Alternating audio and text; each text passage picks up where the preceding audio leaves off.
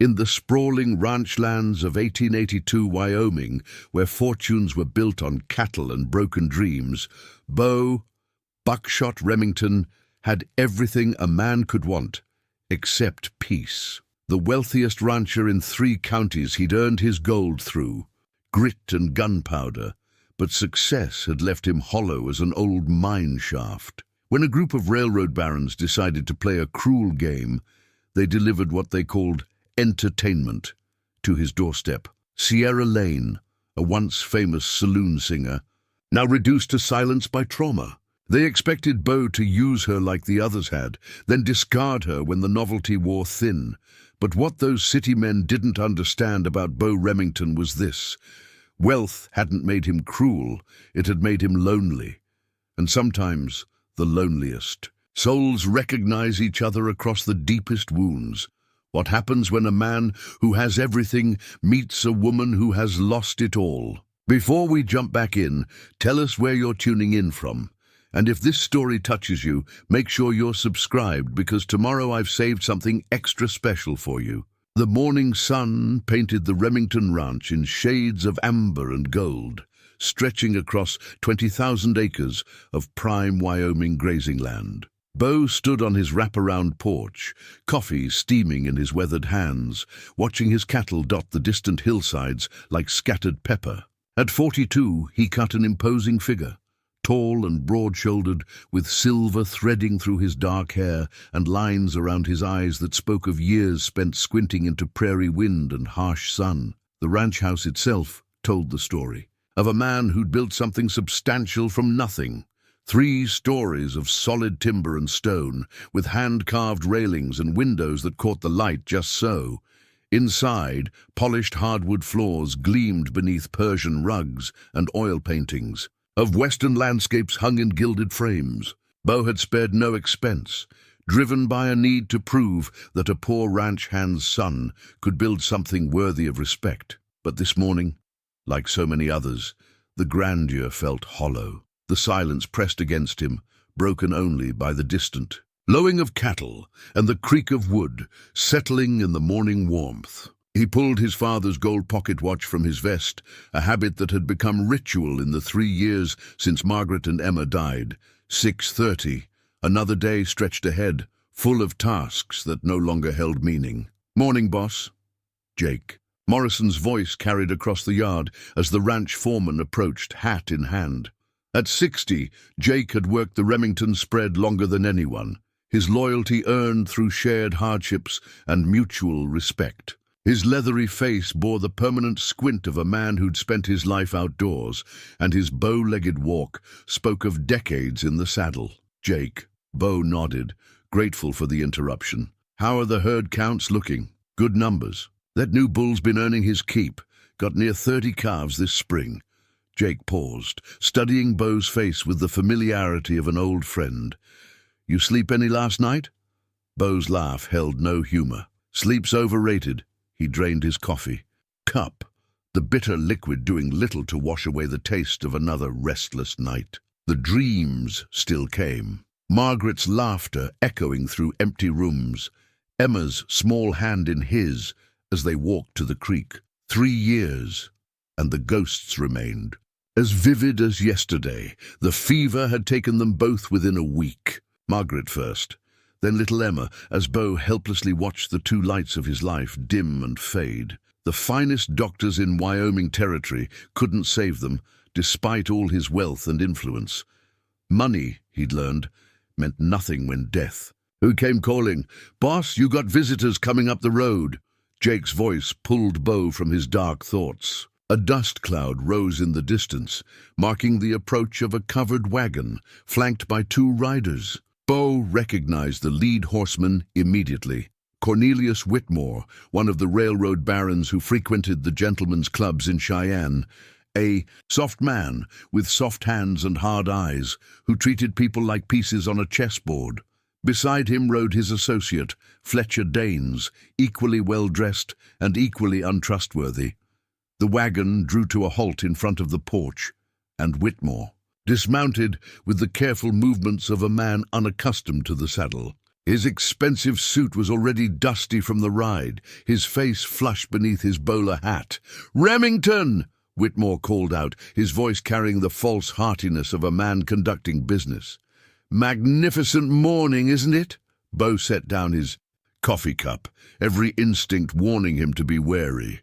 "Whitmore, what brings you out to honest country?" "Why, we've brought you a gift." Whitmore's smile was all teeth and no warmth. "A token of appreciation for your reputation." Fletcher climbed down from the wagon's driver's seat and moved to the back, untying the canvas cover. Beau's stomach clenched as he glimpsed what lay within. A woman, huddled in the wagon bed like discarded cargo, gentlemen. Beau's voice carried ice. "I believe you've taken a wrong turn." Now, Remington, don't be hasty." Whitmore's eyes glittered with amusement. "This is Sierra Lane. Perhaps you've heard of her? The Denver Nightingale. They called her, sang in all the finest establishments." The woman looked up at the sound of her name, and Beau felt something twist in his chest. Even from a distance, he could see the hollow look in her dark eyes, the careful way she held herself, as if expecting another blow. Her auburn hair hung, entangled waves around a face that might have been beautiful, if not for the haunted expression that marked her features. "She's had some difficulties," Whitmore continued, his tone casual as if discussing livestock. "Lost her voice, fell on hard times. We thought a man of your particular appetites might find her entertaining." Beau's hands clenched into fists. "Get off my land! Come now, don't be ungrateful." Fletcher spoke for the first time, his nasal voice grating. "We heard you've been lonely since your wife's passing. Thought you might enjoy some companionship. The kind that don't talk back," Whitmore added with a chuckle. "Perfect for a man who likes his women manageable." Beau stepped down from the porch, his movements deliberate and controlled.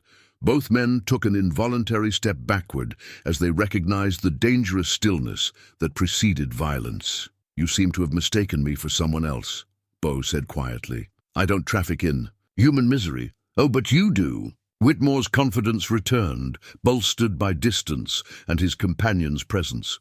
"Your reputation precedes you, Remington. The ruthless cattle baron who takes what he wants and asks no questions. We thought you'd appreciate the convenience." "Sierra." Lane stirred in the wagon, attempting to sit up straighter. Her dress, once fine, now torn and stained, hung loosely on her frame, speaking of weight lost to hardship.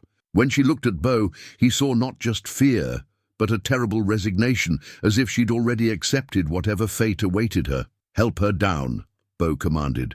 Fletcher hesitated. "Now see here. Help her down." Each word carried weight, and Fletcher quickly complied, offering his hand to Sierra as she climbed from the wagon with careful dignity. She stood on unsteady legs, clutching a small bundle to her chest, her only possessions, Beau realized. The morning light revealed the full extent of her condition. Too thin, bruised shadows under her eyes, and an invisible shroud of trauma that seemed to weigh her down. "There's been a misunderstanding," Beau said, never taking his eyes off Sierra. "Miss Lane is welcome to stay as long as she wishes, as an honored guest." Whitmore's face darkened. "Guest? See here, Remington." "Jake." Beau's voice cut through the morning air. "Escort these gentlemen off my property." The foreman stepped forward, his weathered hand resting on the gun at his hip. "You heard the boss." Whitmore's mouth worked soundlessly for a moment before he found his voice. "This isn't over, Remington. We'll be back to collect our investment. You do that." Beau's smile held no warmth. "I'll be waiting." The two men climbed back onto their horses. Whitmore's face flushed with anger and embarrassment. "1 month," he called as they rode away. "We'll be back in 1 month to see how you've enjoyed our gift." Their laughter echoed across the prairie. As they disappeared into their own dust cloud, leaving Beau alone with Sierra and the weight of an impossible situation. Sierra hadn't moved from where Fletcher had left her, still clutching her bundle with white-knuckled hands. Up close, Beau could see she was younger than he'd first thought, perhaps 25 or 26, with fine features marred by exhaustion. And fear Miss Lane, He kept his voice gentle, the way he might approach a spooked horse. "You're safe here." She studied his face with eyes that had seen too much, searching for signs of deception or cruelty. When she found neither, something in her posture relaxed fractionally. "Jake will show you to the guest room," Bo continued. "There's a lock on the door, and you're free to use it. No one will bother you here." For a moment, Sierra's lips parted as if she might speak, but no sound emerged. Instead, she nodded once, a brief dip of her chin that somehow conveyed more gratitude than words ever could. As Jake led her toward the house, Bo noticed something poking from her bundle. Torn sheet music, the edges yellowed and frayed. Music from her old life, carried like a talisman through whatever hell she'd endured. Bo stood in his yard long after they'd disappeared inside, his father's pocket watch ticking steadily in his vest. For the first time in 3 years, the silence didn't feel quite so oppressive. Someone else breathed in his house now, someone who understood loss in ways that most people never would. He thought of Whitmore's laughter, of the casual cruelty in Fletcher's eyes, and felt something stir in his chest that had nothing to do with loneliness. It was anger, yes, but also something else, a sense of purpose he hadn't felt since Margaret and Emma's graves had been filled with Wyoming earth. Inside the house, Jake was explaining the layout to Sierra in his patient, grandfatherly way. Bo could hear his voice drifting through the open windows, offering comfort to someone who'd clearly had little of it lately. The guest room occupied the house's east wing, with windows facing the sunrise and its own private entrance. Margaret had designed it for visiting family that never came, but now it would serve a different purpose. Sierra would have space to heal, to find her voice again, literally and figuratively. Bo climbed the porch steps, his boots echoing on the wooden planks. Inside, the house felt different already, less like a mausoleum, more like a home. It was a dangerous feeling, this stirring of hope, but he found himself unwilling to push it away. Whatever game Whitmore and his associates were playing, they'd made one crucial mistake. They'd assumed Bo Remington was the same man who'd built his fortune, through ruthless determination and casual violence. What they didn't understand was that losing everything had changed him in ways that wealth never could. He was still dangerous, perhaps more so now than ever, but his capacity for cruelty had died with his family, replaced by something harder to define but no less powerful. Call it wisdom, or simply the bone-deep understanding that some things mattered more than reputation or pride. Sierra Lane had been delivered to his doorstep as a test of his character. What Whitmore would discover in time was that Bo Remington intended to pass that test, not by taking what was offered, but by protecting what had been broken. The morning sun climbed higher, burning away the last of the shadows that had clung to the ranch house eaves. Somewhere inside, Sierra was seeing her room for the first time, perhaps allowing herself to believe that safety might be more than just a cruel joke. Bo pulled out his father's watch again, noting the passage of time with something approaching satisfaction. For once, the hours ahead held possibility instead of emptiness. It was a start, small, fragile, but real. And sometimes in the Wyoming territory of 1882, a start was all a person could ask for. 3 days passed in careful silence. Sierra moved through the house like a ghost, accepting the meals Bo's housekeeper, Mrs. Chen, prepared, but eating little, staying mostly in her room, except for brief ventures to the kitchen or the front porch when she thought no one was watching. Bo found himself adjusting his routines to accommodate her presence, taking his coffee earlier to avoid startling her, speaking more quietly to Jake when they discussed ranch business, leaving fresh wildflowers outside her door each morning. Without explanation, on the 4th morning, Bo discovered her in the stable.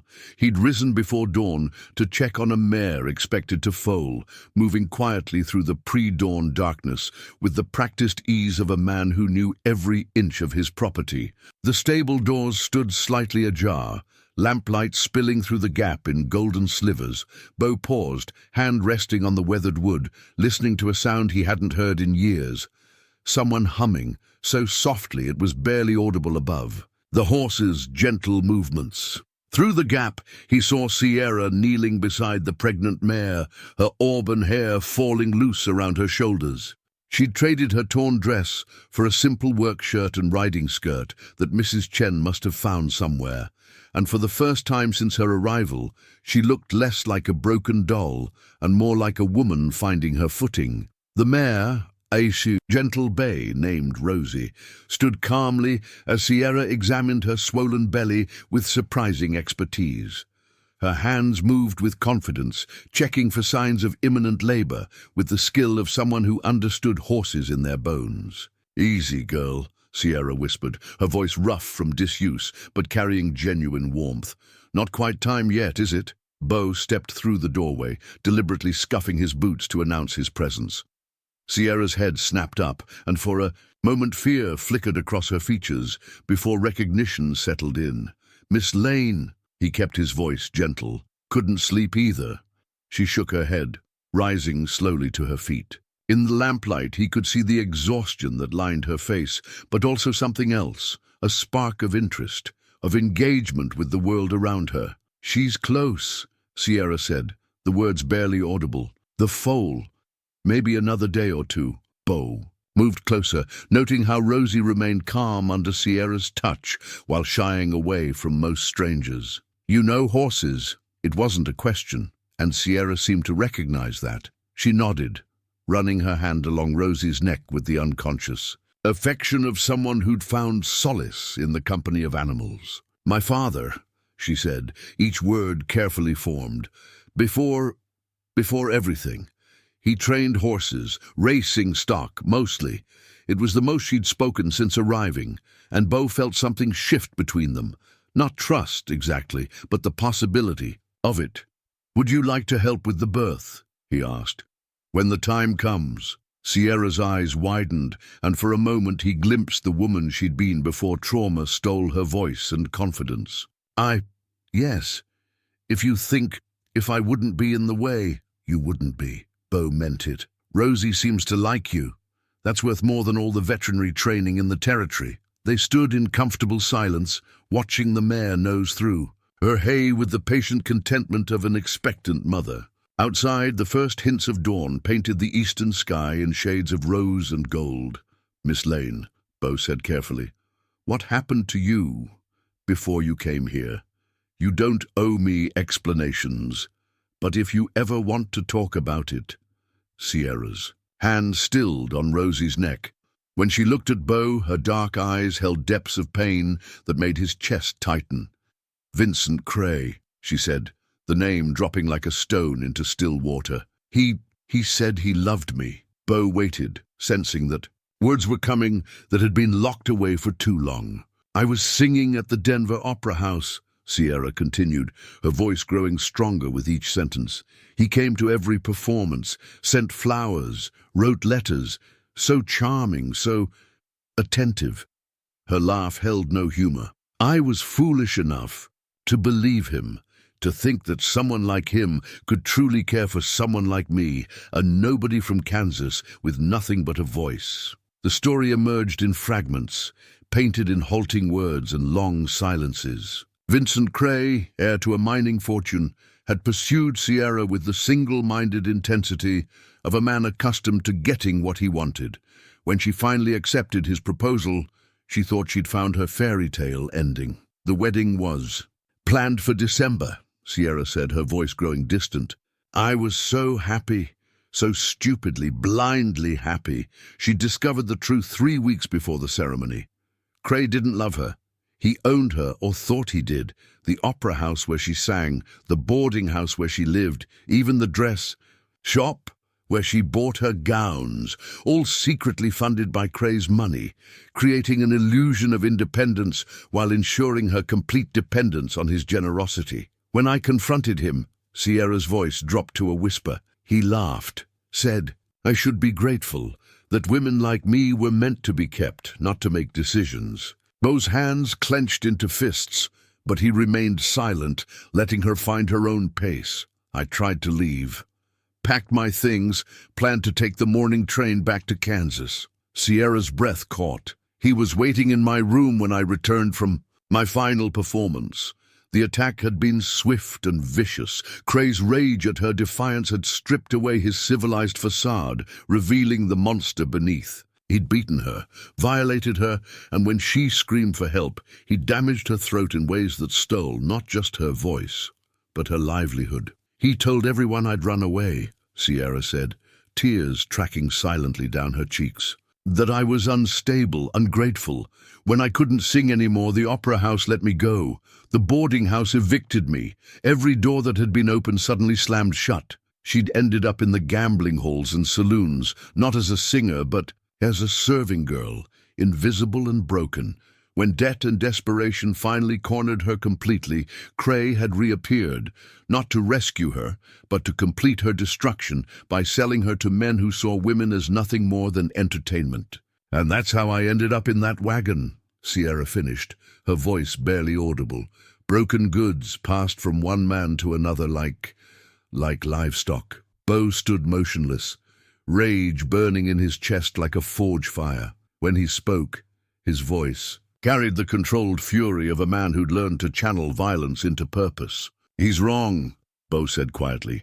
"About what you are, about what you're worth." Sierra looked at him with eyes that wanted to believe, but had been disappointed too many times. "You're not broken," Beau continued, moving slowly to the small bench against the stable wall. From his vest, he drew his father's pocket watch, then did something he hadn't done in 3 years. He removed Margaret's wedding ring from his finger. The gold band caught the lamplight as he held it up, studying the simple inscription inside. "Forever and always, M. My wife gave me this ring on our wedding day," Beau said softly. "I've worn it every day since she died, like a chain around my heart.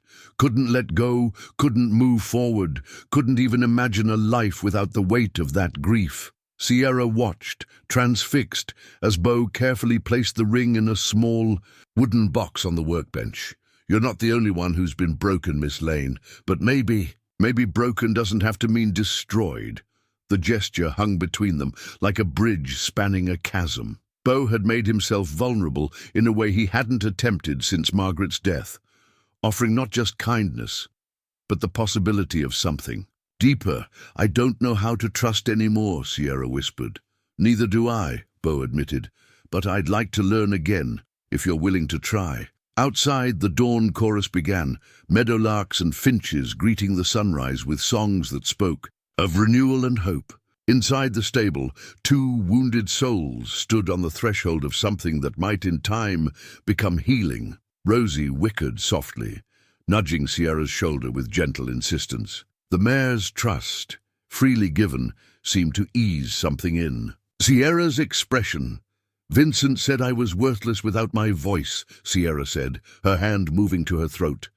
"That no one would ever want damaged goods. Vincent Cray," Beau said, "is a fool, and if he ever comes near you again, he'll discover that some men don't take kindly to those who hurt the innocent." The promise in his voice was iron-hard and absolutely certain. Sierra searched his face and found only sincerity. No false pity, no calculated kindness, just the steady strength of a man who'd learned that protecting others was sometimes the only way to heal yourself. "I should go," Sierra said, but without the desperate urgency that had marked her earlier attempts to flee. "Those men, they'll come back.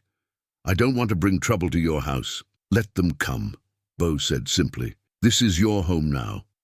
For as long as you want it to be." The words settled between them with the weight of a vow. Sierra's eyes filled with tears, not of pain this time, but of something that might eventually become gratitude. As they left the stable together, the sun crested the horizon, painting the sky in shades of gold and promise. Behind them, Rosie continued her patient wait for new life to enter the world, and in the growing light of morning, 2 people who'd lost everything began the careful work of learning to hope again. The days that followed brought a gentle rhythm to the ranch that Beau hadn't experienced since Margaret's time.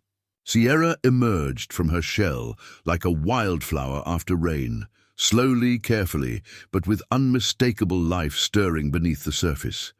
She took to helping with the horses naturally, her intuitive understanding of their moods and needs-making. Her invaluable during the busy spring season, Bo found himself looking forward to their morning conversations in the stable, where Sierra's voice grew stronger each day. She never spoke for long stretches, but her words carried weight, chosen carefully and delivered with the precision of someone who'd learned to value language after losing it. "She's ready," Sierra announced on a Tuesday morning, her hand resting on Rosie's flank. The mare had been restless all night, pacing her stall and nickering softly to anyone who'd listen. Bo nodded, already moving to gather the supplies they'd need. Over the past week, he and Sierra had prepared methodically for this moment. Clean towels, sharp knives, medicinal herbs that Mrs. Chen had insisted were essential for a safe delivery. "You've done this before," Bo observed, as Sierra guided Rosie. To the birthing stall they'd prepared with fresh straw and soft blankets. "Many times." Sierra's voice carried the first note of confidence he'd heard from her. "Papa always said I had gentle hands, that the mares trusted me because I understood their fear." The labor progressed smoothly under Sierra's careful guidance. She spoke to Rosie in low, soothing tones, her hands never harsh or hurried as she helped position the foal for delivery. Bo found himself watching Sierra more than the horse, marveling at the transformation. This was the woman she'd been before Vincent Cray, competent, caring, unafraid to take charge when her expertise was needed. When the foal finally emerged, a perfect bay filly with white markings on her face and legs, Sierra's quiet gasp of wonder made Bo's chest tighten with emotions he'd thought buried forever. "She's beautiful," Sierra whispered, tears streaming down her face as the filly took her first shaky steps. "Absolutely perfect." "What should we call her?" Bo asked, though something in Sierra's expression suggested she already had a name in mind. "Hope," Sierra said without hesitation. "Her name is Hope." That evening, Bo pulled out his father's leather journal from the study where it had gathered dust for years. The worn pages contained cattle drive stories, sketches of landscapes, and most importantly, his father's thoughts on honor, integrity, and treating all living things with respect. He found Sierra on the front porch, watching the sunset paint, the sky in shades of purple and gold. She'd been spending more time outdoors lately, as if rediscovering her place in the world beyond four walls. "My father kept this during his years on the trail," Bo said, settling into the chair beside her. "He wasn't much for formal education, but he was the wisest man I ever knew." Sierra looked up with interest as he opened to a page marked with a faded ribbon. "May I?" he asked, and when she nodded he began to read. "Met a woman today whose husband beat her near to death," Bo read aloud. "She was hiding in our camp, scared as a cornered rabbit. Cookie wanted to send her back, said it wasn't our business. But sometimes a man's got to decide what kind of person he wants to be. We gave her food, a horse, and directions to her sister's place in California. Don't know if she made it, but we gave her a chance. That's all any of us can do for each other. Give each other chances." Sierra was quiet for a long moment, her fingers tracing the journal's worn cover. "Your father sounds like a good man." "He was. Taught me that a person's worth isn't measured by what they own, but by how they treat those who can't defend themselves." Bo paused, choosing his words carefully. "He would have liked you, even knowing what I am, especially knowing what you are." Bo's voice carried absolute conviction. A survivor, a woman with strength enough to endure hell and still have gentleness left for a frightened horse.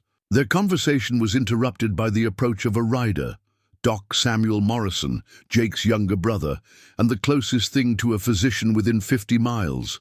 A lean man in his 50s with graying hair and kind eyes, Doc Samuel had delivered both Bo and Margaret's baby, and had been the one to close their eyes when the fever took them. "Evening, Bo, Miss Lane." Doc Samuel tipped his hat respectfully.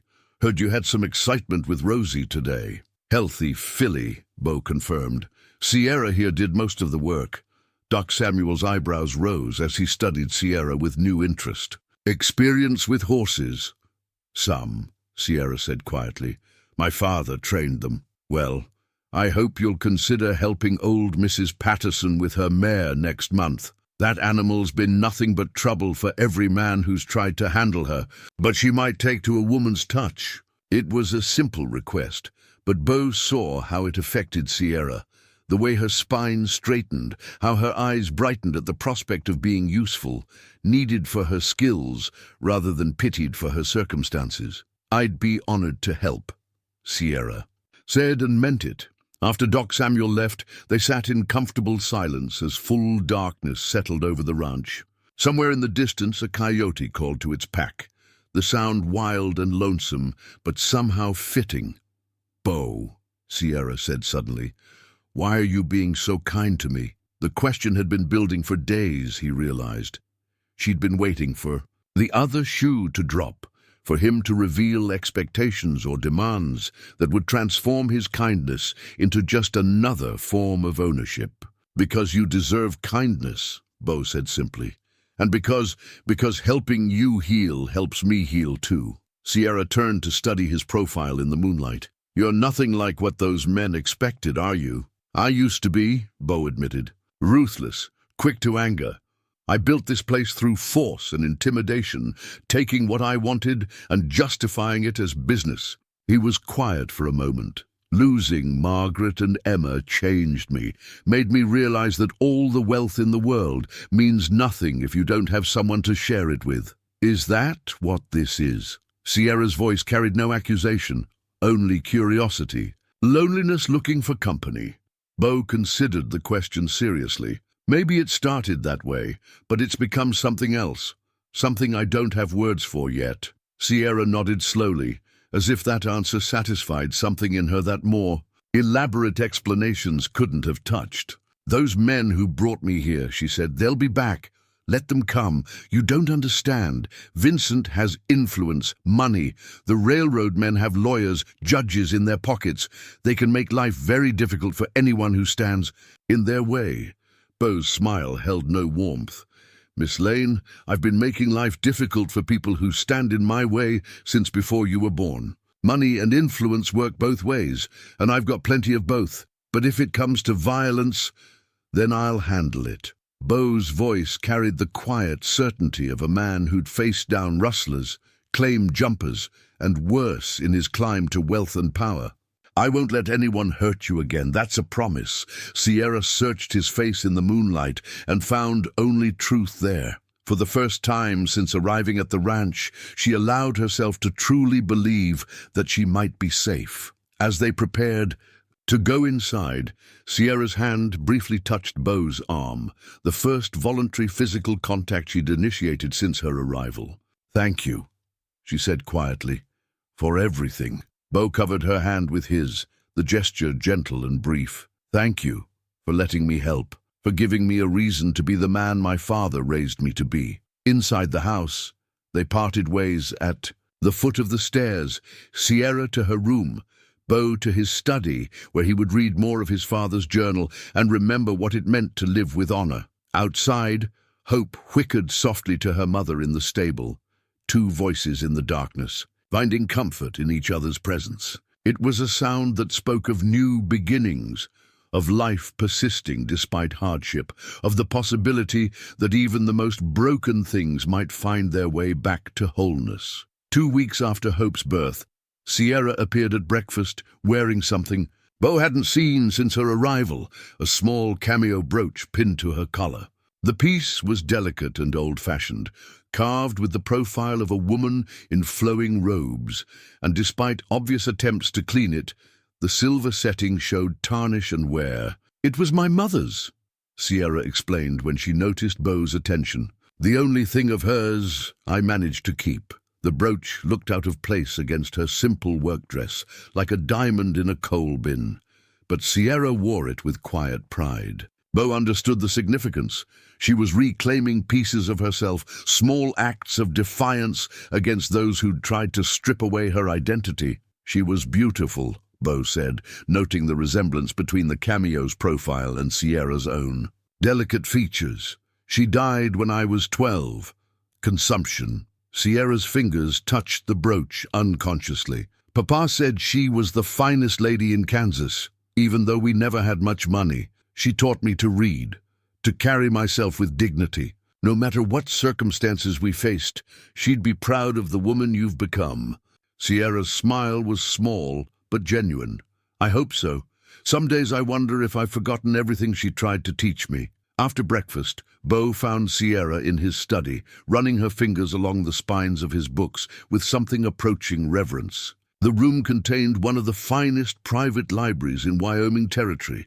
Leather-bound volumes on everything from animal husbandry to Shakespeare, collected over years of prosperity. You're welcome to read anything that interests you, Bo said, noting how her eyes lingered on the poetry section. Vincent said reading was a waste of time for women, Sierra murmured, then caught herself. I'm sorry. I shouldn't speak of him. You should speak of whatever helps you heal. Bo pulled a slim volume from the shelf, Tennyson's poems, bound in green leather with gold lettering. Sometimes putting words to our experiences helps us understand them. Sierra accepted the book carefully, as if it were made of spun glass. I used to read to my father in the evenings. He wasn't much for letters himself, but he loved stories. Then you'll appreciate the library. Feel free to make yourself at home. Over the following days, Bo often found Sierra curled in the study's window seat, reading with the focused intensity of someone making up for lost time.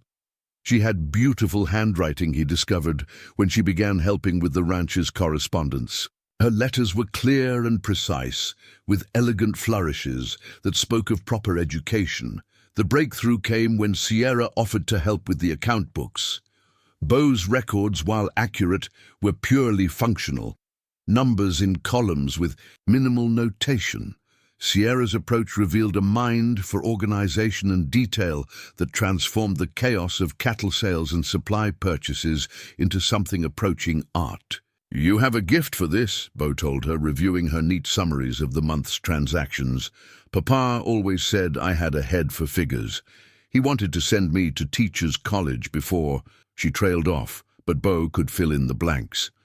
Before her mother died, before money became scarce, before survival took precedence over education, their growing partnership was interrupted by unexpected visitors. Thomas Hartwell arrived on a Thursday morning, hat in hand and worry etched deep in his weathered features. Bo had known Thomas for 15 years, a good man with a small spread 30 miles south, struggling to make ends meet like most of the smaller ranchers in the territory. Bo, I hate to come asking favors, Thomas began, his voice heavy with embarrassment. No favors between neighbors, Bo said firmly.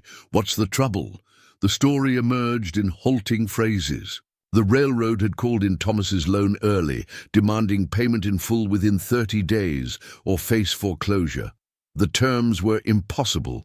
Thomas owed more than his entire ranch was worth, trapped by predatory lending practices that had become common as the railroad companies consolidated their power. I've got nowhere else to turn, Thomas finished. The bank won't extend the loan, and the railroad's demanding payment in gold, not cattle or land. Bo knew the game. The railroad wanted Thomas's water rights, and they were using legal manipulation to steal what they couldn't buy. It was a familiar pattern, one he'd seen played out across the territory as big money squeezed out the small ranchers who'd built their lives on honest work. How much do you owe? Bo asked. $8,000. It was a fortune to Thomas, but barely a month's income for Bo's operation. The answer was simple, but Bo found himself glancing at Sierra before responding. Her expression was intent, following the conversation with the sharp attention of someone who understood being caught in a web of powerful enemies. I'll cover the loan, Bo said simply. Thomas's face went white. Bo, I can't ask you to. You're not asking. I'm offering. Bo's tone brooked no argument. We'll structure it as a partnership. You keep your land, I get a share of your breeding program. Fair terms, reasonable timeline. Why? Thomas's voice cracked slightly. Why would you risk $8,000 on a small-timer like me? Bo glanced again at Sierra, who was watching him with something that might have been admiration. Because some things are worth more than money, Because good people deserve a chance to build something honest. After Thomas left, tears in his eyes and renewed hope in his step, Sierra found Beau on the front porch. He was staring out at his vast holdings, but his expression suggested he was seeing something beyond the immediate landscape. "That was a good thing you did," Sierra said quietly. "It was the right thing." Beau turned to face her. "My father always said that wealth without purpose is just hoarding. Thomas has a family, a dream. He deserves the chance to see it through. $8,000 is a lot of money." Beau's laugh held no bitterness. "I've spent more than that on a single bull. Money's only useful if it serves something greater than itself." They sat in comfortable silence as the afternoon sun painted the sky in shades of gold. Sierra's fingers worried the edge of her mother's cameo, a gesture Beau had come to recognize as a sign of deep thought. "Vincent used money as a weapon," she said suddenly. "Control through dependence, kindness with conditions attached. I'd never seen wealth used to free someone before." "Money reveals character," Beau said. "It doesn't create it. Is that what you're doing with me? Using your wealth to free me?" The question hung between them, loaded with implications neither was quite ready to explore. Beau considered his answer carefully. "I'm using whatever I have, money, influence, protection, to give you choices. What you do with those choices is entirely up to you." Sierra turned to study his profile, seeing past the successful rancher to the man who'd lost everything that mattered and was slowly learning to care again. "Choice," she repeated, as if tasting the word. I'd forgotten what that felt like. That evening Sierra spoke her first complete sentence without prompting or direct question. They were tending to Hope, who had grown bold enough to venture outside. The stable for short explorations of the immediate yard. "Thank you," Sierra said, watching the filly gambol in the fading light. "Not just for helping me, but for showing me what kindness without conditions looks like." Beau felt something shift in his chest, not the painful ache that had characterized the past 3 years, but something warmer and more hopeful. "Thank you," he replied, "for reminding me that broken things can heal if they're handled gently enough." Under the vast Wyoming sky, two people who'd lost faith in human goodness began the delicate work of learning to trust again. Around them, the ranch continued its eternal rhythms, cattle lowing in distant pastures, horses nickering softly in their stalls, the wind carrying scents of sage and possibility across the endless prairie. In the distance, storm clouds gathered on the horizon, but for now, the evening was peaceful and full of promise. The discovery came by accident. Sierra was helping Mrs. Chen dust the study when a leather case fell from behind a row of books, spilling its contents across the Persian rug. Beau entered to find her kneeling among scattered military documents and medals, her face pale with something between shock and understanding. "I didn't mean to pry," Sierra said quickly, but her eyes remained fixed on the bronze star that lay gleaming against the dark carpet. Beau knelt beside her, carefully gathering the remnants of a life he'd tried to forget. The Medal of Honor caught the light as he lifted it, its ribbon faded, but the inscription still clear. "For conspicuous gallantry and intrepidity at the risk of his life above and beyond the call of duty. Antietam," Beau said quietly, settling the medal back in its case. "September of '62. I was barely 20, thought I knew everything about courage and honor." Sierra picked up a daguerreotype that had fallen beside the medals, a young man in Union blue, his face unmarked by the lines that would come with years of hard living and harder choices. "You look so young," she said softly. "I was too young to understand what war really costs."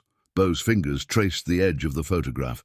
"I enlisted thinking it would be grand adventure, that I'd come home covered in glory, with stories to tell my children." "What happened at Antietam?" Beau was quiet for so long that Sierra thought he wouldn't answer. When he spoke, his voice carried the weight of 20 years' remembrance.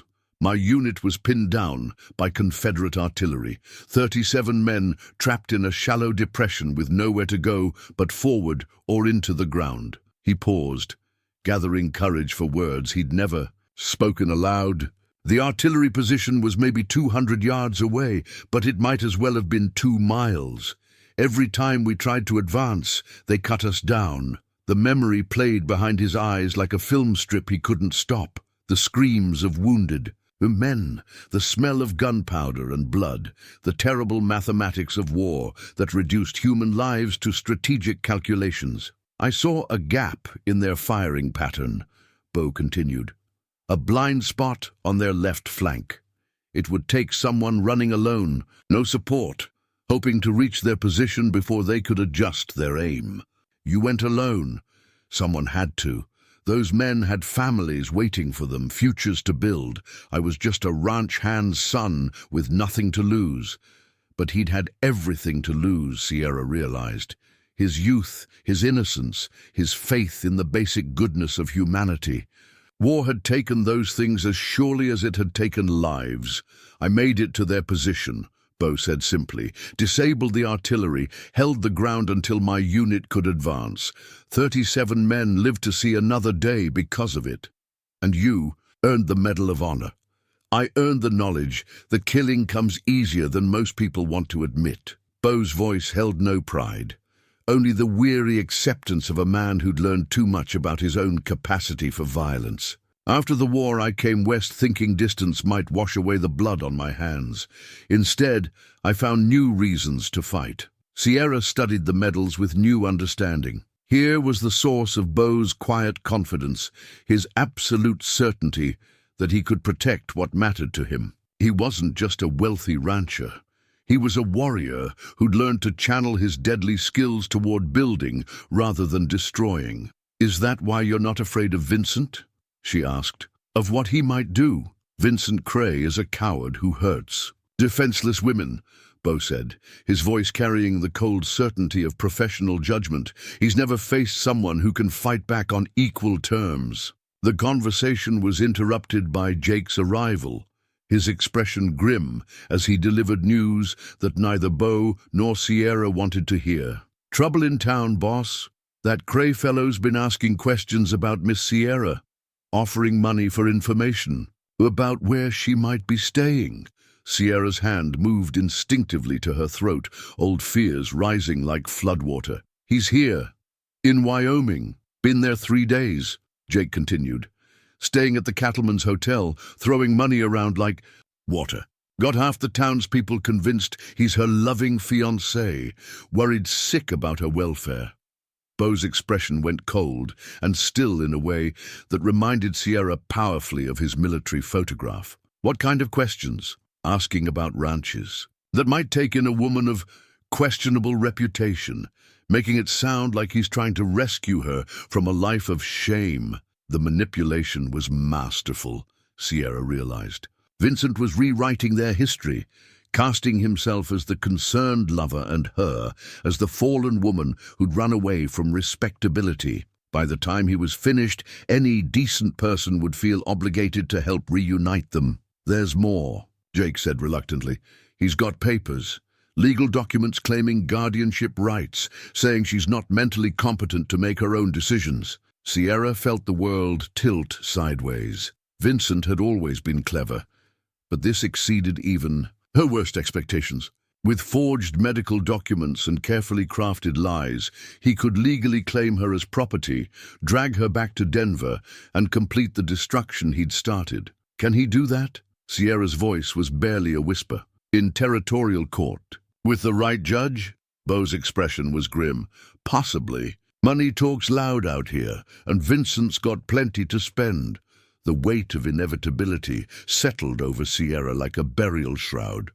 She'd been foolish to think she could escape, that kindness and safety were anything more than temporary illusions. Vincent would never stop hunting her, would never let her go free to build a life beyond his control. "I have to leave," Sierra said, rising to her feet with sudden determination.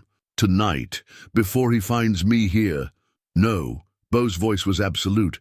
"Running won't solve this. He'll just follow, and next time you might not find somewhere safe to land."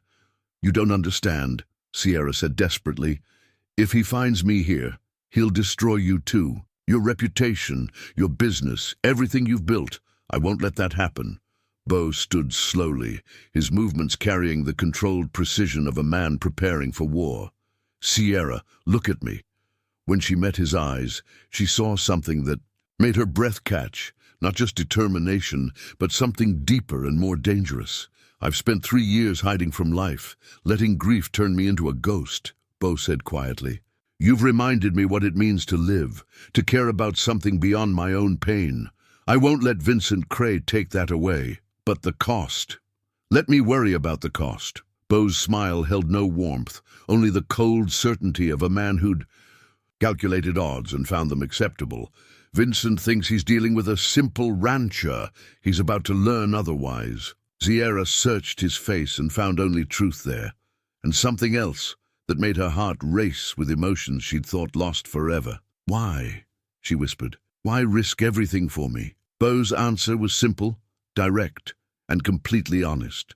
"Because somewhere along the way, protecting you stopped being charity and became something I can't live without." The admission hung between them like a bridge spanning an impossible gap. Sierra felt tears sting her eyes. Not of fear this time, but of something that might eventually become hope. Outside, the wind was rising, bringing with it the scent of rain and the promise of storms to come. But inside Beau's study, surrounded by the artifacts of a warrior's past and the medals of a man who'd learned to fight for what mattered, Sierra finally allowed herself to believe that not all battles were destined to be lost. "What do we do?" she asked.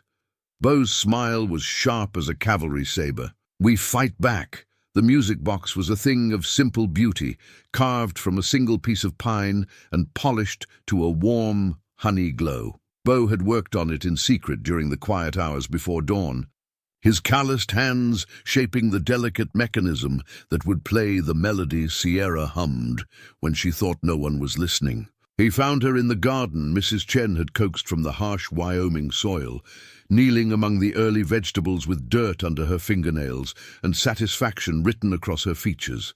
The sight of her there, rooted, present, engaged with the simple act of nurturing life, made his chest tighten with emotions he was still learning to name. "I made something for you," Beau said, settling beside her among the potato plants. Sierra's eyes widened as he placed the music box in her hands. The lid was inlaid with a small mother-of-pearl star, and when she wound the tiny key, the first notes of "Amazing Grace" floated into the morning air, the same melody she'd been humming, though she'd had no idea he'd noticed.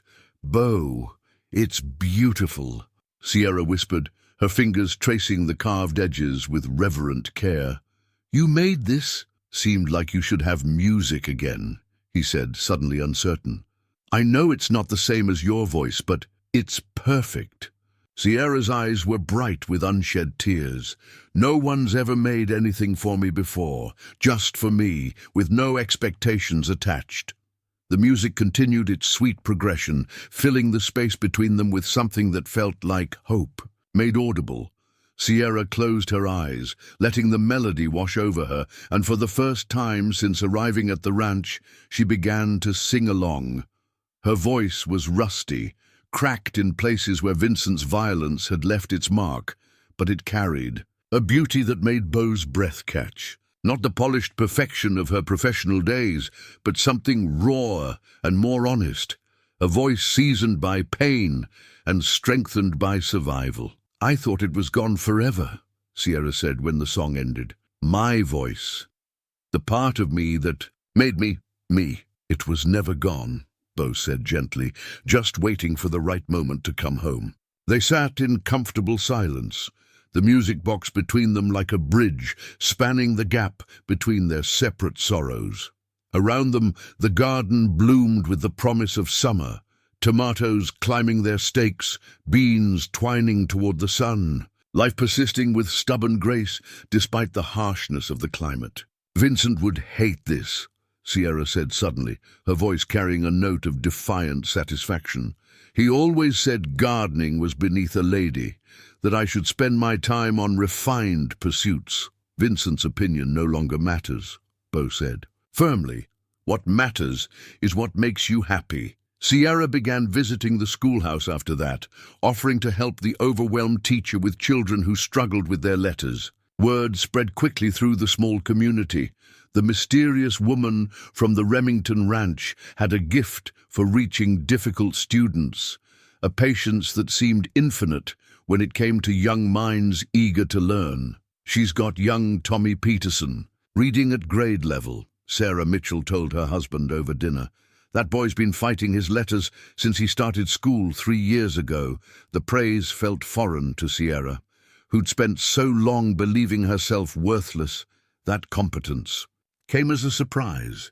But the children responded to her gentle encouragement, and their progress filled something in her that had been empty since Vincent's attack. Beau found her one afternoon helping 8-year-old Mary Hartwell, Thomas's youngest daughter, sound out words from a primer. The little girl's face was scrunched with concentration, her finger tracing each letter as Sierra guided her through the pronunciation. B-R-A-V-E, Mary read slowly. Brave. Exactly right, Sierra said, her smile radiant with genuine pleasure. You're becoming quite the reader, Miss Mary. Watching her teach, Beau saw the woman Sierra had been meant to become before violence derailed her path. Not just the singer, but the teacher, the nurturer, the person who found joy in helping others discover their own potential. That evening, as they shared dinner on the front porch, Sierra spoke of dreams she'd thought lost forever. I wanted to teach, she said, watching the sunset paint the sky in shades of rose and gold. Before the singing took off, before Vincent, I thought I might open a school for children whose parents couldn't afford proper education. You still could, Beau said. Wyoming territory needs good teachers, needs people who understand that education is about more than just memorizing facts. With my reputation, my history. Sierra's laugh held no bitterness, only the weary acceptance of someone who'd learned to see herself through society's harsh lens. Your history is surviving. Your reputation should be helping children learn to read. Beau's voice carried absolute conviction. Anyone who can't see that isn't worth worrying about. Their conversation was interrupted by the sound of approaching horses. Jake rode up with news that made Beau's expression harden and Sierra's blood run cold. Sheriff Williams is in town, Jake reported. Come all the way from Cheyenne with papers. For Miss Sierra. That Cray fellow's got himself a court order.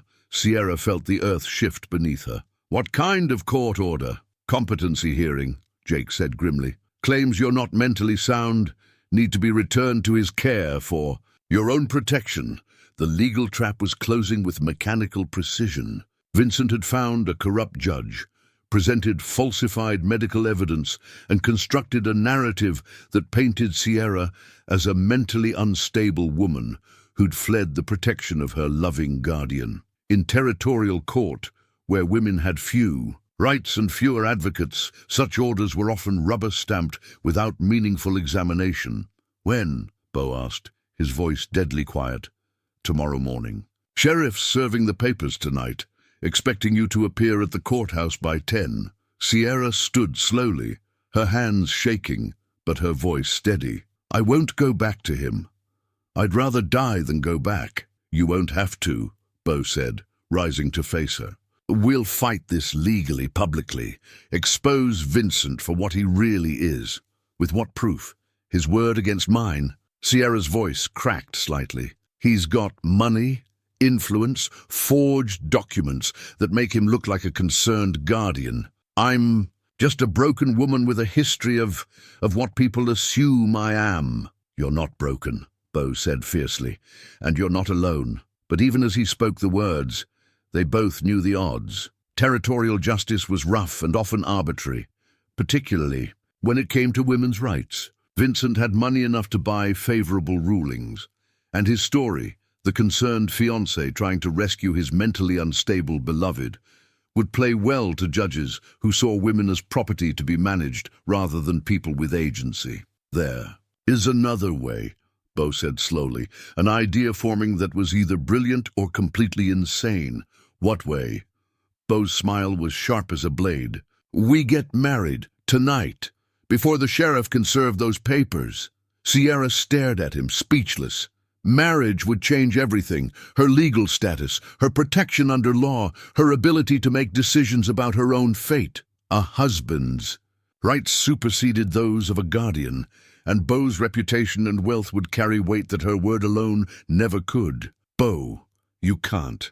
The scandal, the gossip, what people would say about you marrying someone like me." "Let them talk," Beau said simply. "I've never cared much for other people's opinions anyway, but marriage it's permanent. You'd be tied to me forever, regardless of what happens." Beau stepped closer, his hands gentle as they framed her face. "Sierra, I've been dead inside for 3 years. You brought me back to life. If you'll have me, there's nowhere else I'd rather be tied." The proposal hung between them, born of desperation, but rooted in something deeper and truer than either had expected to find. Sierra searched his eyes and found only sincerity. No calculation, no obligation, just the steady strength of a man who'd made his choice and would stand by it regardless of consequences. "Are you sure?" she whispered. "I've never been more sure of anything in my life." Sierra's answer came not in words, but in the way she rose on her toes to kiss him, soft and sweet and full of promises neither had dared make before. When they broke apart, both were breathless with the magnitude of what they'd decided. "We'll need a preacher," Sierra said practically. "Reverend Mills owes me a favor," Beau replied, "and he's never been one to ask too many questions about urgent ceremonies." As they prepared to change their lives forever, the music box sat forgotten on the porch railing, its melody carrying across the evening air like a benediction. Tomorrow would bring Vincent Cray and his legal machinations, but tonight belonged to two people who'd found love in the most unlikely circumstances. The first notes of their new life together were already playing, sweet and strong and full of hope. The wedding ceremony took place in Reverend Mills' parlor at midnight, witnessed by Mrs. Mills and Jake Morrison under the flickering light of oil lamps. Sierra wore her mother's cameo and a simple blue dress that Mrs. Chen had altered to fit, while Beau stood beside her in his best suit, his father's pocket watch gleaming against his vest. "Do you, Sierra Lane, take this man to be your lawfully wedded husband, to have and to hold, in sickness and in health, for richer or poorer, till death do you part?" "I do," Sierra said, her voice clear and strong, carrying none of the tremor that had marked her speech just weeks before. When Beau slipped his mother's wedding ring onto her finger, a simple gold band he'd retrieved from his family's jewelry box, Sierra felt something settle into place that had nothing to do with legal protection. This was real, this moment of choosing each other despite the circumstances that had brought them together. They were husband and wife by 1 o'clock the morning, the certificate signed and witnessed, their union legally binding under territorial law. Beau kissed his bride gently, a promise of tenderness that spoke of patience and genuine affection rather than mere convenience. "Whatever comes next," Beau whispered against her forehead, "we face it together." But what came next was far worse than either of them had imagined. Sheriff Williams arrived at dawn with more than just court papers. Accompanying him were 3 well-dressed men who introduced themselves as territorial judges, a federal marshal from Cheyenne, and most shocking of all, Cornelius Whitmore, not as an observer, but as Vincent Cray's legal representative. "I'm afraid there's been a development," Sheriff Williams announced, his weathered face uncomfortable with the task at hand. "These gentlemen have new information regarding Miss Lane's legal status." "Mrs. Remington," Beau corrected firmly.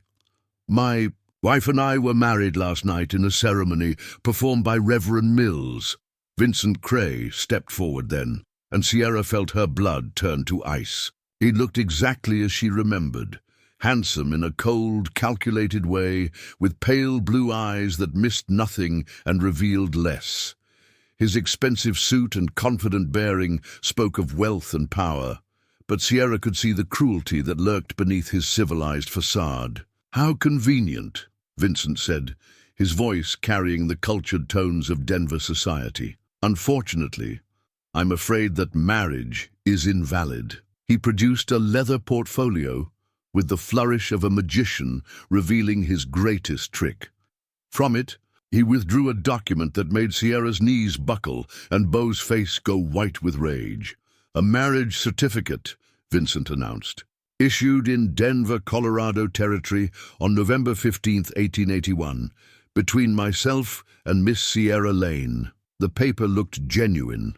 Official stamps, proper signatures, witnessed and notarized with all the legal requirements. But Sierra knew it was impossible because she'd never married Vincent Cray. The November date coincided with her escape attempt when she'd been hiding in a boarding house, planning her flight to Kansas. "That's a forgery," Sierra said, her voice shaking with anger, rather than fear. "I never married him. I never even agreed to marry him." "My dear," Vincent's tone was patronizingly gentle, the voice of a concerned husband dealing with a wife's hysteria. "I understand that your condition has affected your memory, but the documentation is quite clear. Judge Harrington, a thin man with cold eyes and an expensive suit, stepped forward to examine the certificate. Everything appears to be in order. Miss Lane, I beg your pardon, Mrs. Cray, is legally married to Mr. Cray. Any subsequent ceremony would be bigamous and therefore invalid." "You're lying," Beau said quietly, his voice carrying the controlled fury of a man barely restraining himself. "From violence, both of you are lying. Now see here," Judge Harrington blustered, "I'll not have my integrity questioned by a territorial rancher, regardless of his wealth." "Your integrity?" Beau's laugh was sharp as broken glass. "A judge who travels hundreds of miles to oversee a simple competency hearing? Who arrives with railroad money in his pocket and predetermined conclusions in his briefcase?" The accusation hung in the air like smoke from a gunshot. Whitmore's face flushed red, but Vincent remained cool and collected, clearly having anticipated this line of attack. "I understand your confusion, Mr. Remington," Vincent said smoothly. "But you must see that my wife's mental state has deteriorated significantly since her episode. The trauma of our separation has clearly affected her ability to distinguish reality from fantasy." "What trauma?" Sierra found her voice, anger, burning away the last of her fear. "You mean when you beat me senseless? When you destroyed my voice and left me for dead?" "My dear, you fell down a flight of stairs," Vincent replied with sickening patience. "A tragic accident that occurred during one of your episodes. The doctors in Denver can provide extensive documentation of your declining mental state." The trap was masterful in its completeness. Vincent had constructed an alternate reality supported by forged documents, bought witnesses, and corrupted officials. In his version of events, Sierra was his legal wife suffering from mental illness, and her claims of abuse were delusions brought on by trauma and instability. "I have additional documentation," Vincent continued, producing more papers from his portfolio. "Medical reports detailing Mrs. Cray's condition, sworn statements from witnesses to her erratic behavior, and most importantly, a court order from Denver awarding me full guardianship rights due to her mental incapacity." Federal Marshal Davidson, a large man with graying hair and tired eyes, stepped forward reluctantly. "I'm sorry, folks, but the law is clear. If Mrs. Cray is indeed legally married to Mr. Cray, then any subsequent marriage is invalid. And if she's been declared mentally incompetent by a Colorado court, then Mr. Cray has the legal right to determine her medical care and residence." Sierra felt the walls closing in around her. The legal system that should have protected her had been corrupted into a weapon, wielded by a man with enough money and influence to buy any outcome he desired. "This is about more than Sierra," Beau said suddenly, pieces of a larger puzzle clicking into place. "This whole thing, the gift to my ranch, the carefully timed arrival of officials, the railroad connection. This isn't about recovering a mentally ill wife. This is about my land." Vincent's smile was thin and cold. "My, you are perceptive, Mr. Remington. The railroad wants my water rights," Beau continued, understanding flooding through him. "But they can't force me to sell And they can't undercut my prices enough to bankrupt me. So they needed another angle. Scandal, Whitmore said, no longer bothering to hide his involvement. A prominent rancher involved in bigamy, harboring another man's mentally ill wife, accused of taking advantage of a vulnerable woman. Such a man might find his business relationships strained. The true scope of the conspiracy was breathtaking. Sierra hadn't been delivered to Beau's ranch as crude entertainment. She'd been bait in an elaborate trap designed to destroy his reputation and force the sale of his property. Her suffering was just collateral damage in a scheme motivated by greed and executed with ruthless precision. Banks don't like to do business with men of questionable character, Judge Harrington added. Suppliers become reluctant to extend credit. Business partners start to question their associations. And if social pressure doesn't work, Vincent concluded, there's always the legal route. A man who knowingly marries another man's wife, who refuses to return stolen property, such behavior suggests criminal intent. Sierra felt rage building in her chest like a prairie fire, not just for herself, but for Beau, for Thomas Hartwell, and all the other small ranchers who stood in the railroad's path. These men would destroy anyone who opposed their vision of progress, crushing lives with the same casual indifference they showed toward clearing timber. There's just one problem with your plan, Sierra said, her voice carrying a strength that surprised everyone present, including herself. Vincent raised an eyebrow. Oh? Sierra reached into her dress pocket and withdrew a small leather journal, one she'd been carrying since her arrival at the ranch. I've been documenting everything. Every conversation, every threat, every detail of how I really ended up in that wagon. She opened the journal, revealing pages of careful handwriting detailing dates, names, and conversations, including the discussion between you and Whitmore about using me as bait to trap Beau. I was conscious in that wagon longer than you thought. For the first time, Vincent's composure cracked slightly. The ravings of a mentally ill woman have no legal standing. Maybe not, Sierra agreed, but they might be very interesting to the territorial governor and to the newspapers in Denver and Cheyenne. People love a good story about corrupt railroad barons and their criminal associates. The threat was real, and Vincent knew it. Even if her testimony couldn't convict him in court, the scandal would destroy his reputation and possibly his business relationships. Railroad money bought many things, but it couldn't completely silence the press or prevent public outrage. You're making a mistake, Mr. Remington, Vincent said, his mask of civility finally slipping. I'm offering you a simple solution. Return my property and walk away clean. Refuse, and I'll destroy everything you've built. Beau's smile was sharp. As a cavalry saber, I've been destroyed before, Mr. Cray. I rebuilt from nothing once. I can do it again if necessary. The question is whether you're prepared for the kind of war you're starting. The standoff stretched taut as a wire, two forces of will testing each other's resolve. Around them, the officials who'd seemed so confident minutes before now looked uncertain, aware that they'd been caught in something larger and more dangerous than a simple competency hearing. This isn't over, Vincent said finally, his voice carrying promises of future violence. No, Beau agreed. It's not, but when it is, only one of us will be left standing. As the corrupt officials prepared to leave, Sierra felt something shift inside her, not fear or resignation, but cold determination. Vincent had made one crucial error in his elaborate plan.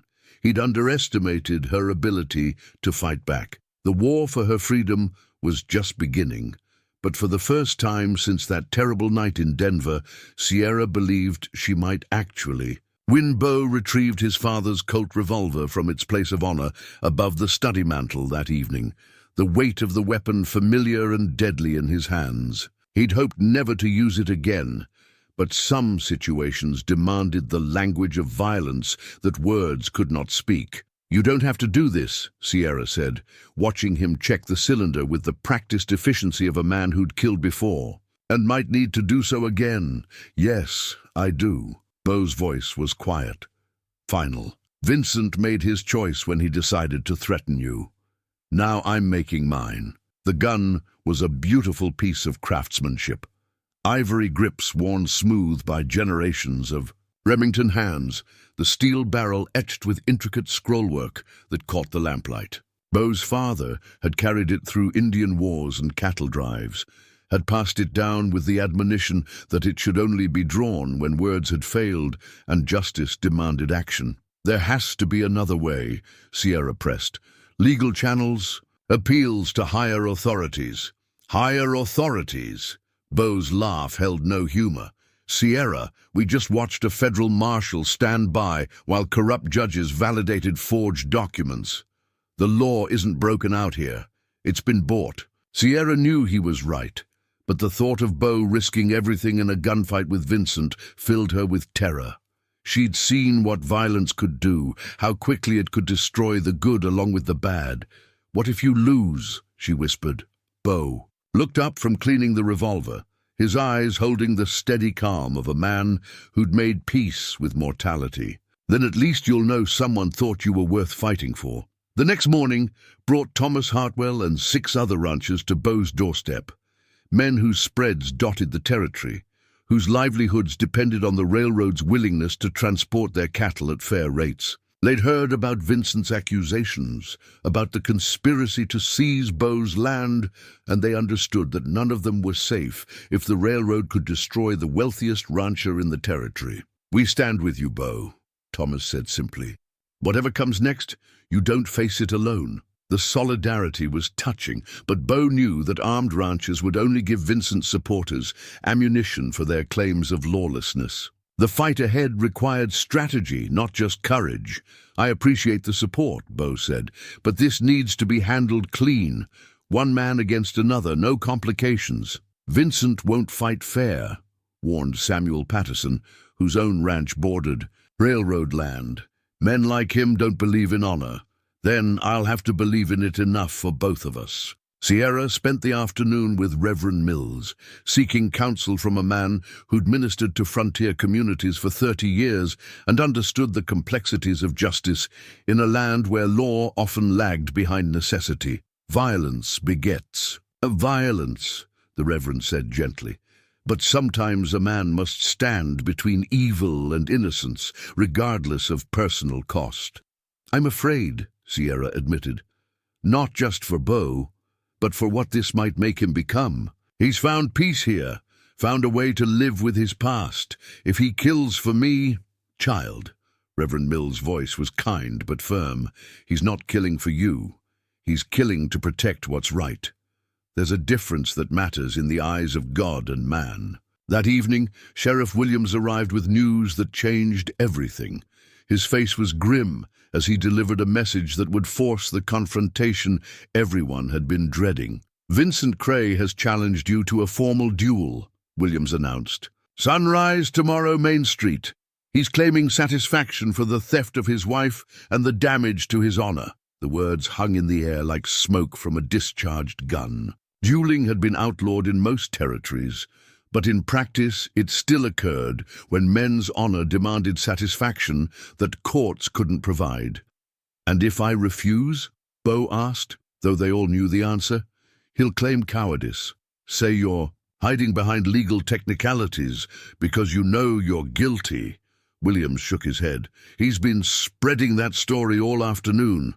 By morning, half the territory will believe you're a thief and a coward. Clever, Beau admitted grimly. Force me to fight or destroy my reputation either way.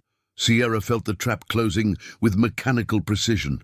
Vincent had maneuvered Beau into an impossible position. Fight and risk death, or refuse and face social destruction that would accomplish the railroad's goals just as effectively. There's more, Williams continued reluctantly. Words come down, and from the territorial capital. If you go through with this duel, win or lose, there'll be federal charges. The governor's under pressure to show that Wyoming territory can maintain law and order. The final piece of Vincent's strategy became clear. Even if Beau won the gunfight, he'd face federal prosecution for dueling. His ranch would be seized, his assets frozen, and Sierra would be left defenseless against Vincent's legal machinations. It was checkmate disguised as a choice. "He's thought of everything," Sierra said, her voice hollow with despair. "Not everything," Beau replied, a dangerous light entering his eyes. "He's made one crucial mistake." "What mistake?" He assumed I'd play by his rules. Beau spent the remaining hours of daylight making arrangements that surprised everyone who thought they knew him.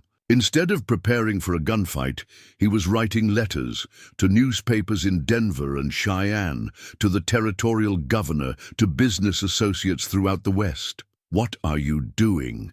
Sierra asked, finding him at his desk as midnight approached.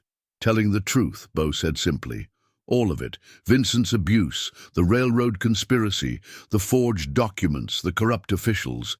Everything you documented in your journal, plus everything I've observed. But the scandal will destroy Vincent Cray, not us." Beau's smile was sharp as winter steel. "See, Vincent's been operating under the assumption that I care more about my reputation than I do about justice. He's wrong. The letters detailed everything.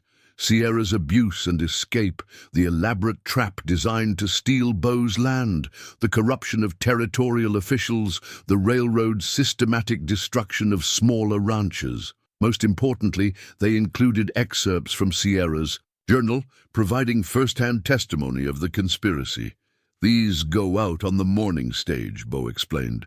"By the time Vincent realizes what's happening, every newspaper from here to San Francisco will have the story. And the duel? I'll still face him. But not for my honor. For yours." Beau's voice carried absolute conviction. "You deserve to have the truth heard, to have your voice restored, not just physically, but legally and socially." Sierra felt tears sting her eyes as she understood the scope of Beau's sacrifice. He was risking everything. His life, his wealth, his freedom, not to protect his reputation, but to ensure that her story was heard and believed. "Vincent will still have his corrupt judges," she said. "Corrupt judges can't function in the light of public scrutiny. Once the newspapers start asking questions, once territorial officials have to answer for their involvement, the whole conspiracy falls apart." It was brilliant and dangerous in equal measure. Beau was betting that public outrage would outweigh railroad money. That truth would triumph over corruption if given a fair hearing. It was the kind of gamble that could save them both or destroy them completely. And if the newspapers don't listen, if the railroad's influence extends that far— Beau's hand found hers across the desk, his touch warm and steady. "Then at least we tried, at least we fought back instead of running." The clock on the mantel chimed midnight, marking the beginning of what might be their last day together. Outside, storm clouds gathered on the horizon, promising rain that would either wash the land clean or turn the earth to mud. "I have something for you," Sierra said suddenly, reaching into her dress pocket. She withdrew a small object wrapped in silk, the derringer that Mrs. Chen had pressed into her hands weeks ago, along with ammunition and instructions on its use. "Just in case," Sierra said quietly. "If something happens to you, if Vincent tries to take me—" Beau accepted the tiny weapon with the gravity it deserved. It was small enough to hide, deadly enough to change the outcome of any confrontation, and represented Sierra's transformation from victim to survivor. "I hope you never have to use it," Beau said. "So do I. But if I do, I want you to know that I won't go back to being his victim. Never again." They held each other then, in the quiet darkness of Beau's study, surrounded by books and memories and the weight of choices that couldn't be undone. Whatever tomorrow brought, victory or defeat, freedom or destruction, they would face it as they'd learned to face everything else. Together. Outside, the wind began to rise, carrying with it the scent of rain and the promise of a reckoning that had been too long delayed. In a few hours, Vincent Cray would discover that his carefully laid plans had a fatal flaw. He'd underestimated the power of two broken people who'd found something worth fighting for in each other. The final confrontation was coming, and Sierra Lane Remington was no longer afraid. Dawn came to Wyoming territory, painted in shades of blood and gold, the sunrise reflecting off storm clouds that promised either cleansing rain or destructive floods. The main street of Clearwater stretched empty and silent, its usual morning bustle replaced by the tense anticipation of violence. Beau stood at one end of the dusty thoroughfare, his father's Colt heavy at his hip, wearing the same black suit he'd worn to Margaret and Emma's funeral. The symbolism wasn't lost on him.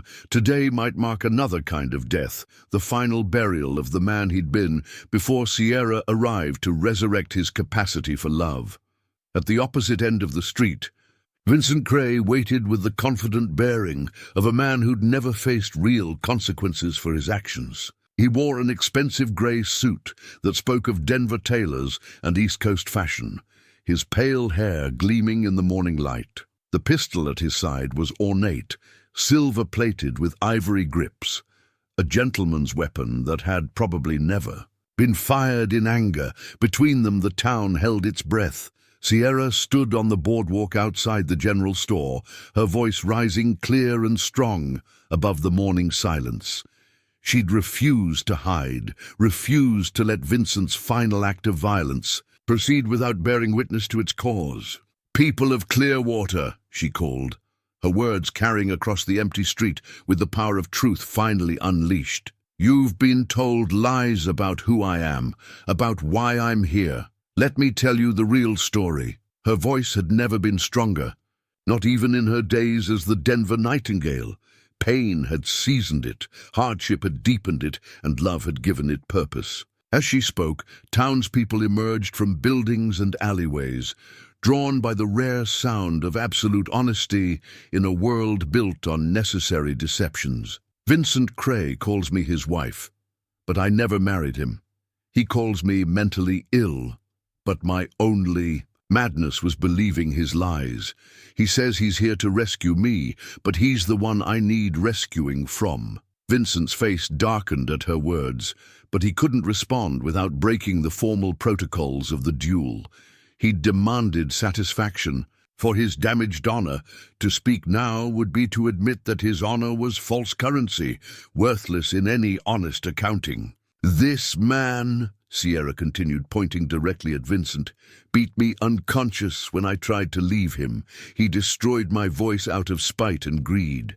He sold me to railroad men like livestock, all to steal land from honest people who've built their lives here through hard work and integrity." Mrs. Patterson gasped audibly, her hand flying to her throat.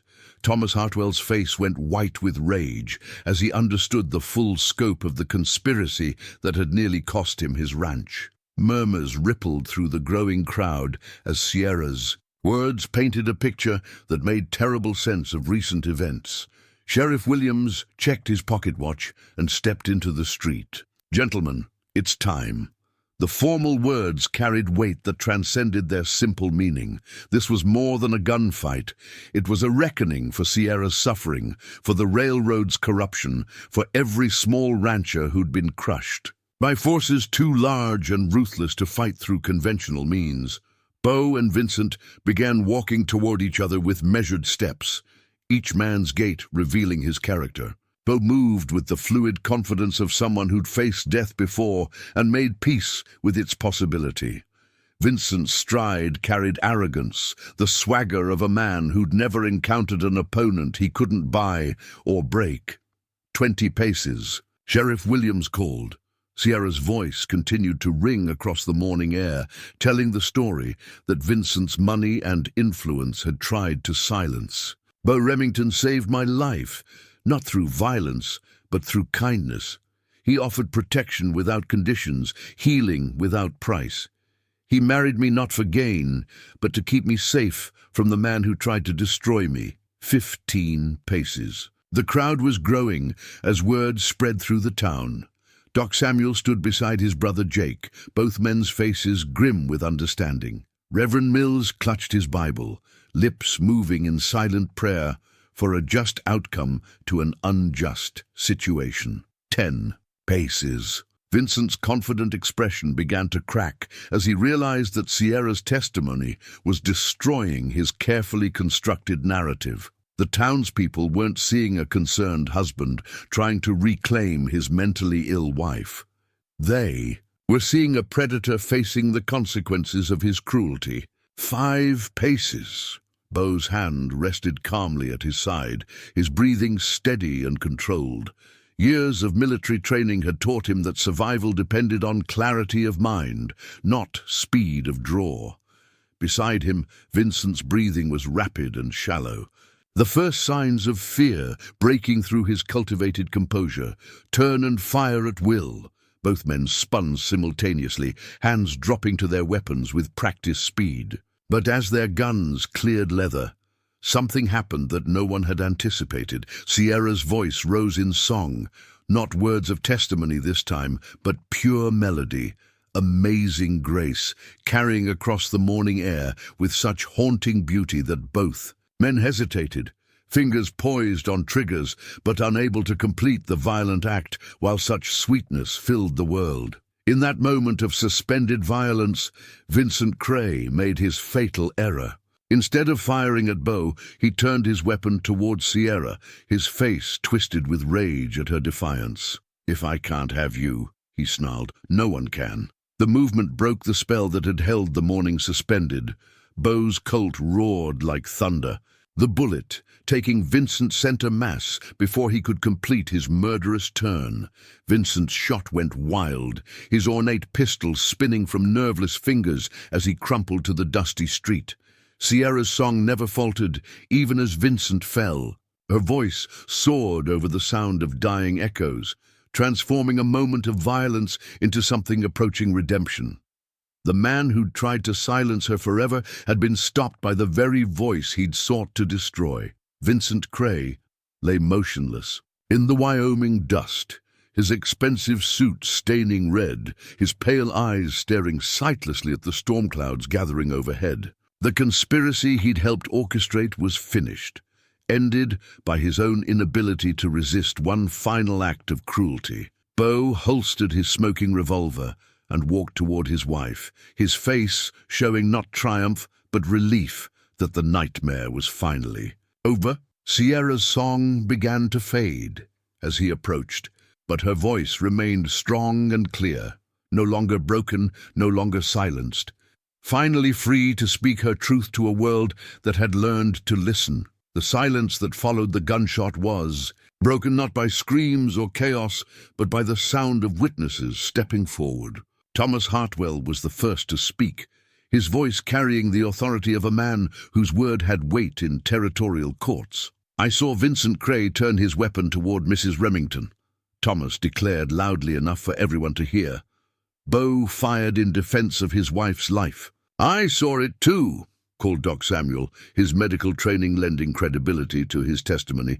"Clear case of justified defense." One by one, the townspeople who'd gathered to witness the duel added their voices to the chorus of truth.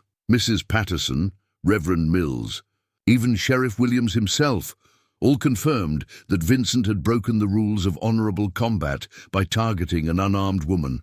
But the most powerful testimony came from an unexpected source. Judge Harrington, the corrupt official who'd arrived with Vincent's forged documents, stepped forward with his face pale and his hands shaking. "I need to make a confession," he announced, his voice carrying across the street. "The documents I validated yesterday were forgeries. I was paid to overlook irregularities in Mr. Cray's paperwork." The admission sent shockwaves through the crowd. A territorial judge confessing to corruption was unprecedented, but Sierra's public testimony and Vincent's death had apparently shattered whatever hold the railroad money had maintained over him. "How much?" Sheriff Williams asked grimly. $5,000, Harrington said, shame coloring his voice. "Deposited in a Denver bank account in my wife's name. And the marriage certificate."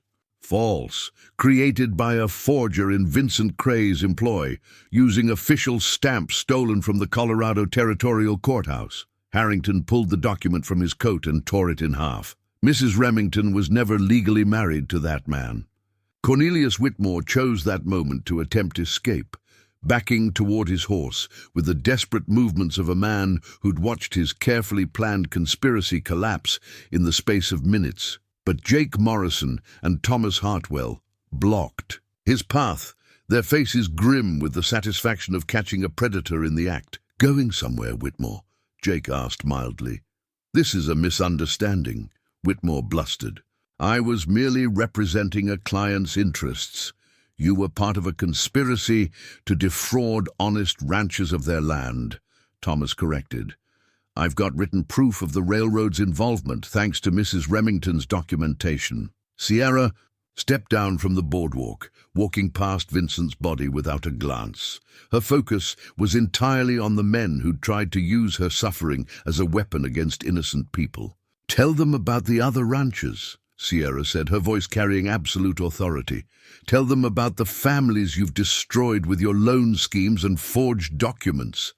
Federal Marshal Davidson, who'd stood silent throughout the confrontation, finally found his voice. "Mr. Whitmore, I'm placing you under arrest for conspiracy to defraud the United States government. Your cooperation in exposing the full scope of this operation might influence your sentencing." The marshal's intervention wasn't driven by sudden virtue. Bo's letters to newspapers and government officials had reached their destinations on the morning stage, carried by riders who'd left before dawn. By now, editors in Denver and Cheyenne were reading detailed accounts of railroad corruption, and territorial officials were facing uncomfortable questions about their oversight of local courts. "The governor's office sent a telegram this morning," Davidson continued. "There's to be a full investigation of land acquisition practices in Wyoming territory. Any officials found to be compromised will face federal charges." Judge Harrington's confession had opened floodgates that couldn't be closed. Other officials began stepping forward, admitting to bribes and fraudulent rulings, each seeking lenient treatment in exchange for testimony against their railroad benefactors. Sierra found herself at the center of a transformation that went far beyond her personal vindication. Her courage in documenting and exposing the conspiracy had sparked a territorial-wide reckoning with corruption that had festered for years. "Mrs. Remington," Marshal Davidson said formally, "would you be willing to testify before a territorial grand jury regarding your experiences with Mr. Cray and his associates?" "Yes," Sierra replied without hesitation. "It's time the truth was heard completely." Bo approached his wife then, holstering his father's Colt with the satisfied finality of a man who'd used violence for its intended purpose, the protection of innocence. He took Sierra's hands in his, noting how steady they were, how she'd faced the culmination of her nightmare without flinching. "It's over," he said simply. "No," Sierra corrected, her smile radiant with possibilities he was only beginning to understand. "It's just beginning." Around them, the people of Clearwater began the work of rebuilding trust in institutions that had betrayed them. Honest officials would replace corrupt ones, fair laws would supersede purchased verdicts, and the railroad would be forced to conduct business through negotiation rather than manipulation. The storm clouds that had gathered through the morning finally opened, sending life-giving rain across the thirsty land. Vincent Cray's blood mixed with Wyoming earth, returning to the soil that had nurtured better men than he could ever have been. But Sierra and Bo stood together in the rain, their faces turned toward a sky that was already beginning to clear, revealing blue horizons that stretched endlessly toward a future they would build together, not through violence or manipulation, but through love, honesty, and the simple courage to stand for what was right. The reckoning was complete, and justice had finally found its voice. 6 months later, the Wyoming Territory Courthouse in Cheyenne rang with Sierra's voice as she concluded her testimony before the territorial grand jury. Her words had helped indict 12 railroad officials, 4 territorial judges, and 6 land speculators in what newspapers were calling the largest corruption scandal in Western history. "Thank you, Mrs. Remington," the prosecutor said as Sierra stepped down from the witness stand.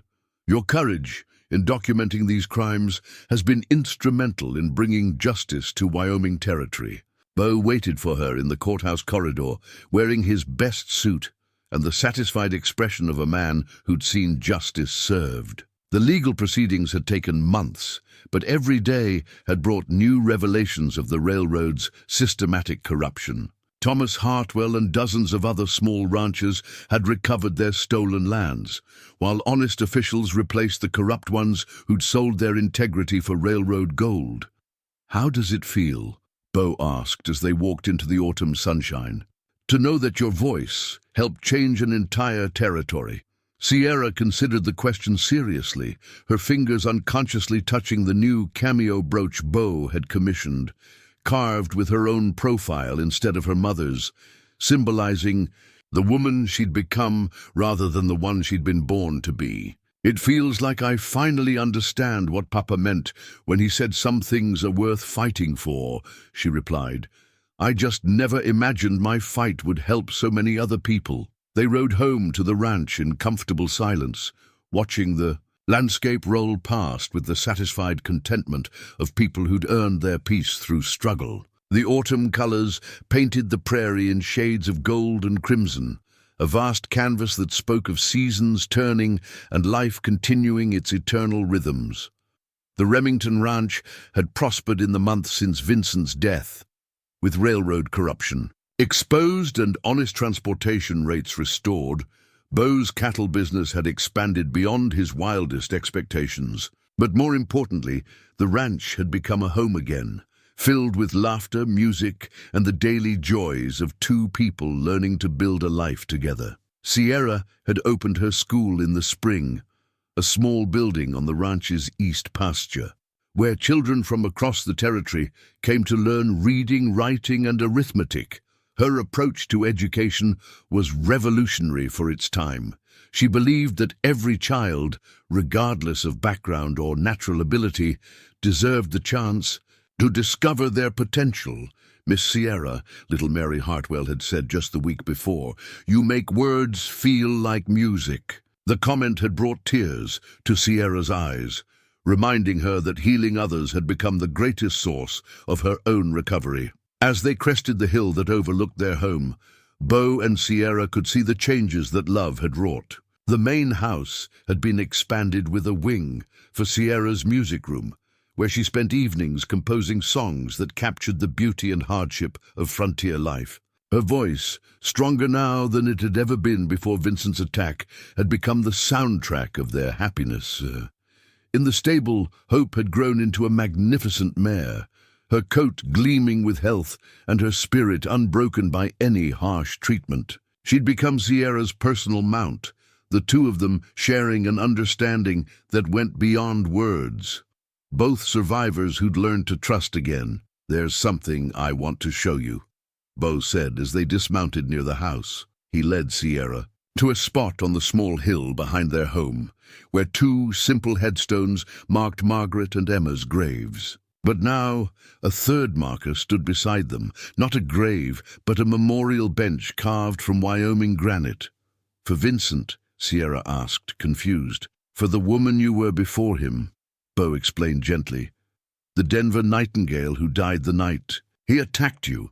I thought she deserved to be remembered, even if the woman who replaced her is infinitely stronger." Sierra traced the inscription with trembling fingers. "In memory of innocence lost but not wasted, and the courage to begin again." "You don't have to forgive him," Bo continued, "but maybe you can forgive yourself for trusting him, for believing that love was supposed to be gentle." Sierra wept then, not tears of pain, but of release. She'd been carrying guilt for her own victimization, blaming herself for the trust that Vincent had exploited. Bo's memorial gave her permission to honor the woman she'd been while celebrating the one she'd become. "I want to have a baby," Sierra said suddenly, surprising them both with the declaration. Bo's face lit up with wonder. "Are you sure?" "I'm sure that I want to create life instead of just surviving it. I want to bring children into a world where their voices will be heard, where their choices will be respected." Sierra's hand found his. I want to build a family with you, Bo Remington, not because we're lonely or broken, but because we're whole." That evening, they sat on their front porch as the sun painted the sky in familiar shades of gold and rose. Sierra's music box played its gentle melody, while Hope and her new foal grazed peacefully in the nearby pasture. The scene was pastoral, and perfect but earned through struggle rather than granted by chance. Do you ever wonder what would have happened if those railroad men had chosen someone else? Sierra asked. If they'd never brought me here? Bo considered the question seriously, his arm tightening around his wife's shoulders. "I try not to think about it," he admitted, "because it makes me grateful for their cruelty, and that doesn't seem right." "Maybe that's the point," Sierra said thoughtfully. "Maybe the best revenge against people who try to destroy us is finding joy in the life they thought they were ending." As full darkness settled over their ranch, Sierra began to sing, not for an audience or applause, but simply for the pleasure of making music with someone she loved.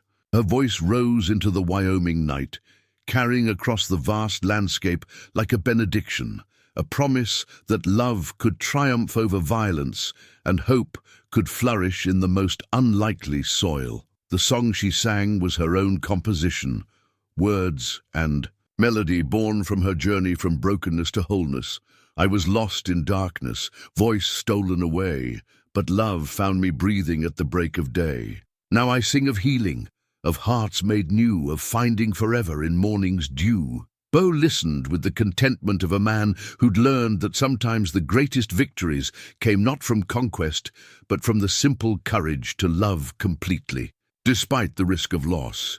In the distance, storm clouds gathered on the horizon, but they held no threat now, only the promise of rain that would nourish the land and sustain the life they'd built together.